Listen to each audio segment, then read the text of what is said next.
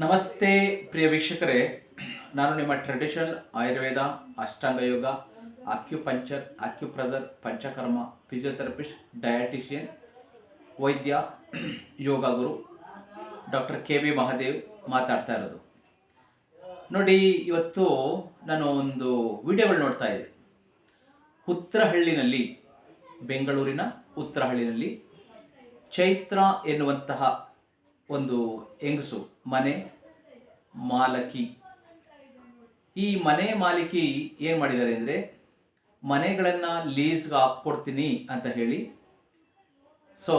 Two let ಬೋರ್ಡನ್ನು ಹಾಕಿ ಒಬ್ಬರ ಹತ್ರ 4 ಲಕ್ಷ, ಒಬ್ಬರ ಹತ್ರ 2 ಲಕ್ಷ, ಒಬ್ಬರ ಹತ್ರ 3 ಲಕ್ಷ ಈ ಥರ ಹಣಗಳನ್ನು ಈಸ್ಕೊಂಡು ಒಂದೇ ಮನೆಗೆ ಯಾರಿಗೂ ಹಣವನ್ನು ವಾಪಸ್ ಕೊಡದೆ, ಮನೆಯನ್ನು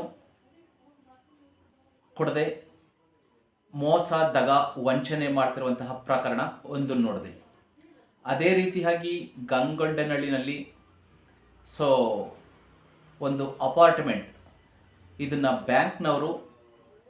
ಬ್ಯಾಂಕಿಂದ ಆ ಮನೆ ಮಾಲೀಕ ಸಾಲವನ್ನು ತೆಗೆದುಕೊಂಡು ಆ ಅಪಾರ್ಟ್ಮೆಂಟನ್ನು ಬಾಡಿಗೆಗೆ ಮತ್ತು ಲೀಸ್ಗೆ, ರೆಂಟ್ ಆ್ಯಂಡ್ ಲೀಸ್ಗೆ ಕೊಟ್ಟು ಆ ಸಾಲವನ್ನು ತೀರಿಸದೆ ಇರುವ ಕಾರಣಕ್ಕೋಸ್ಕರ ಬ್ಯಾಂಕ್ನವರು ಪೊಲೀಸ್ನವ್ರನ್ನ ಕರ್ಕೊಂಡು ಬಂದು ಆ ಅಪಾರ್ಟ್ಮೆಂಟನ್ನು ಸೀಸ್ ಮಾಡಿದ್ದಾರೆ.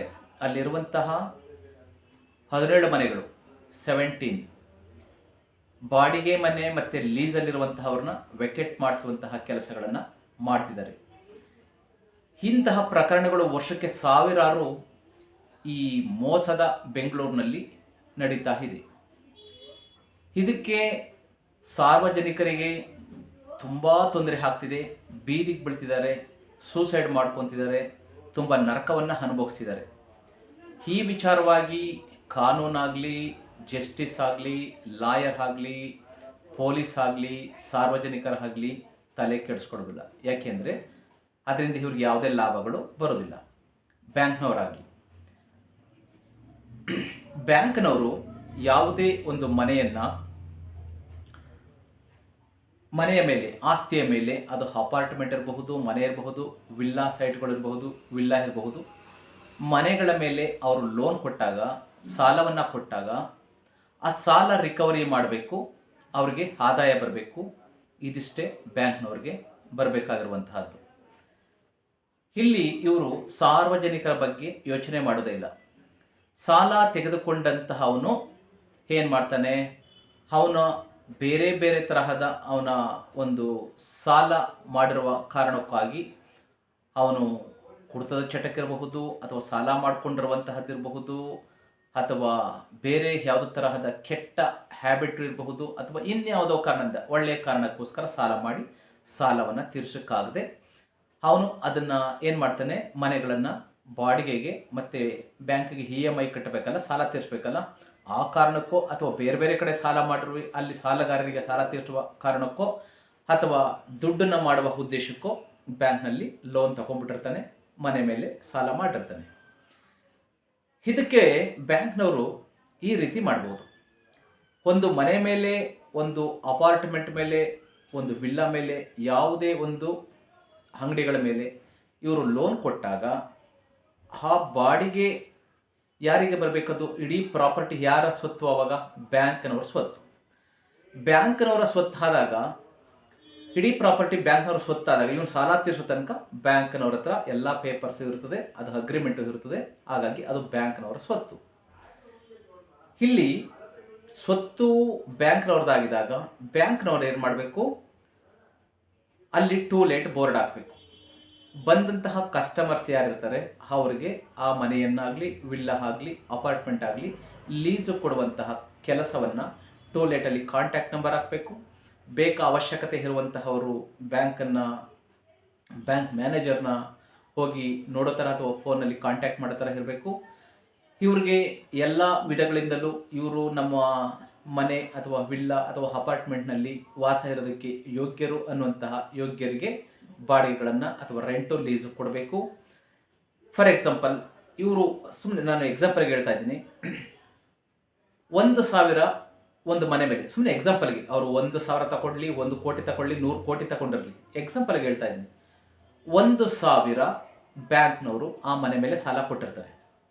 ಬ್ಯಾಂಕ್ ಯಾರ್ದು? ಇವಾಗ ಪ್ರಾಪರ್ಟಿ ಯಾರ್ದು? ಬ್ಯಾಂಕ್ನವರು. ಬ್ಯಾಂಕ್ನವರು ಟೂಲೆಟ್ ಬೋರ್ಡ್ ಹಾಕಬೇಕು, ಯೋಗ್ಯರಿಗೆ ಮನೆ ಕೊಡಬೇಕು, 1,000 ಬಾಡಿಗೆ 1,000 ಇವರು ಎಕ್ಸಾಂಪಲ್ಗೆ ಹೇಳ್ತಾ ಇದ್ದೀನಿ. ಸೊ 1,000 ಆ ಮನೆ ಮೇಲೆ ಇವರು ಲೋನ್ ಕೊಟ್ಟಿರ್ತಾರೆ. ಇವರು ಪ್ರತಿ ತಿಂಗಳು 11 ತಿಂಗಳು ಅಗ್ರಿಮೆಂಟ್ ವಾಯ್ದೆ ಇರ್ತದೆ.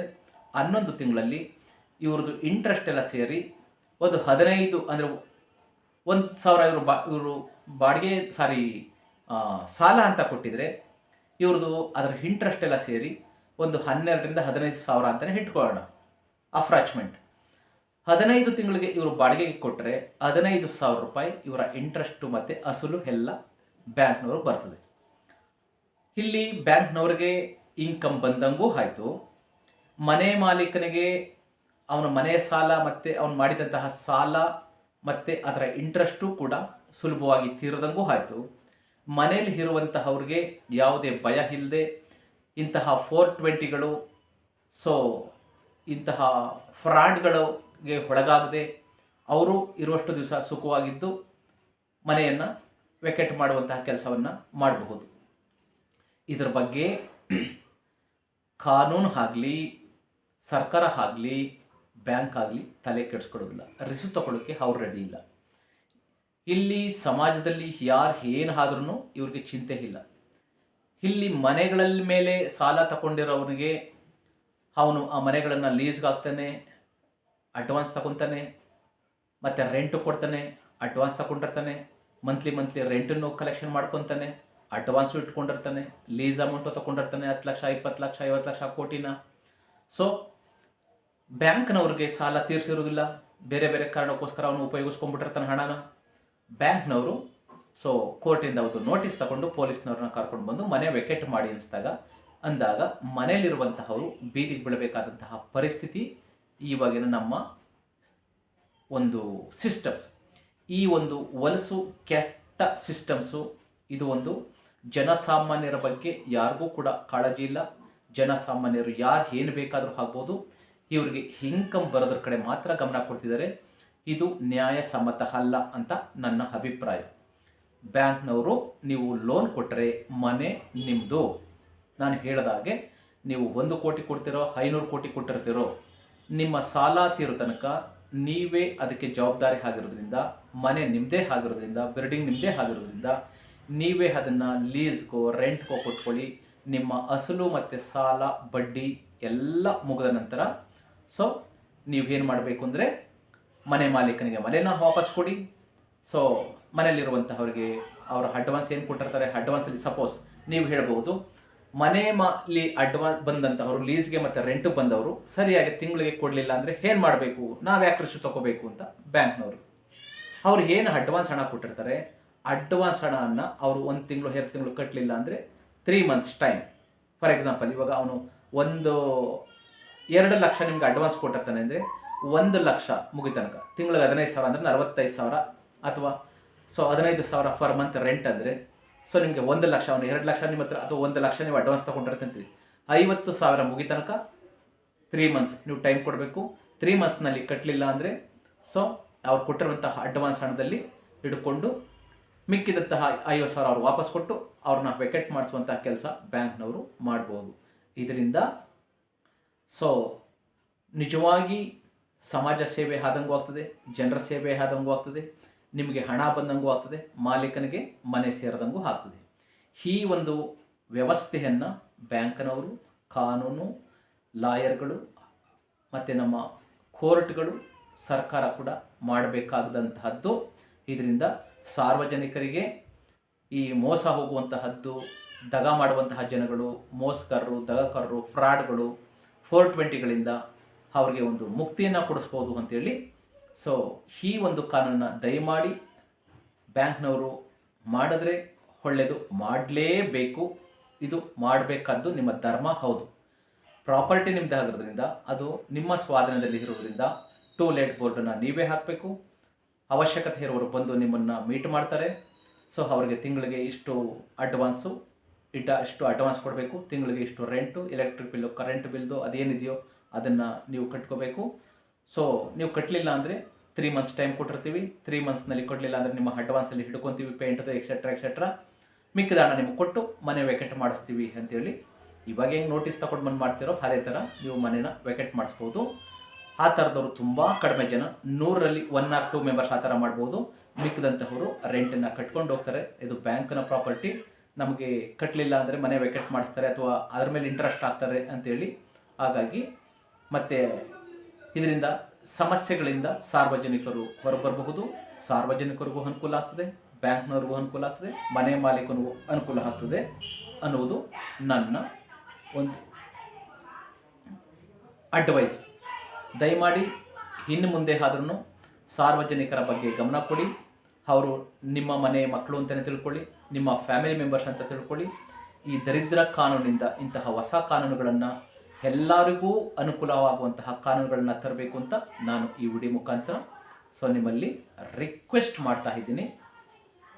ದಯಮಾಡಿ ಈ ನಾನು ಹೇಳಿದಂತಹ ಈ ಸೊಲ್ಯೂಷನ್ ಏನಿದೆ ಇದನ್ನು ತಗೊಳ್ಳಿ ಅಂತ ಹೇಳ್ತಾ ಈ ವಿಡಿಯೋವನ್ನು ಮುಕ್ತಾಯ ಮಾಡ್ತಿದ್ದೀನಿ. ದಯಮಾಡಿ ಈ ವಿಡಿಯೋವನ್ನು ಎಲ್ಲರಿಗೂ ಕೂಡ ಶೇರ್ ಮಾಡಿ. ಇಂತಹ ಕಾನೂನುಗಳು ನಮ್ಮಲ್ಲಿ ಬರಬೇಕೇ ಹೊರತು ಬರೀ ನಮ್ಮೊಬ್ಬರ ಸ್ವಾರ್ಥಕ್ಕೋಸ್ಕರ ಯಾರು ಏನಾದರೂ ಆಗಲಿ ಅಂಥೇಳಿ ನೀವು ಬ್ಯಾಂಕ್ಗೆ ಲೋನನ್ನು ಸಾಂಕ್ಷನ್ ಮಾಡಿ ಬ್ಯಾಂಕ್ ಹೋಗ್ಬಿಡ್ತೀರಿ. ಅವ್ರೇನು ಮಾಡ್ತಾರೆ, ಆ ದುಡ್ಡನ್ನು ತಗೊಂಡು ಬೇರೆ ಇನ್ಯಾವುದಕ್ಕೂ ಉಪಯೋಗಿಸ್ಕೋತಾರೆ. ಸೊ ಇದರಿಂದ ಸಾರ್ವಜನಿಕರಿಗೆ ತೊಂದರೆ ಕೊಡ್ತಾರೆ.